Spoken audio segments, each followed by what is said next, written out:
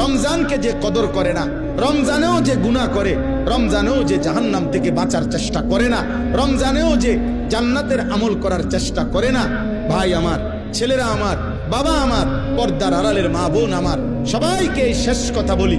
আল্লাহ রসুল বলছে, জিব্রাইল আয়েশা রমজানের শেষ দিন নবীজিকে আয়েশা বলে গেছে, ইয়া রাসূলুল্লাহ, এত বড় রমজান পেল, ইফতার, সাহারি, তারাবি, এতেকাফ, শবে কদর, প্রতি ঘন্টা মিনিটে এত মাফ নেওয়ার সুযোগ থাকার পরেও যেই নাফরমান জাহান্নাম থেকে বাঁচার চেষ্টা করে নাই, গুনাহ থেকে আল্লাহর কাছে মাফ নেয় নাই, জান্নাতের জরুর আশা পূর্ণ করতে পারে নাই, আমল করতে পারে নাই, খোদার কসম নবীজি বলছে, জিব্রাইল আয়েশা বলছে, ইয়া রাসূলুল্লাহ, এমন নাফরমানের উপরে আল্লাহর লানত, আল্লাহর লানত, লানত, লানত। নবী বলছে আমিন, আমিন। মানে নবী বলছে, হ জিব্রাইল, আমিও বললাম আল্লাহ এমন লানত আপনি কবুল করেন এই নাফরমান উম্মতের উপরে, আমি নবীরও লানত। যা তোর রূপে খোদা।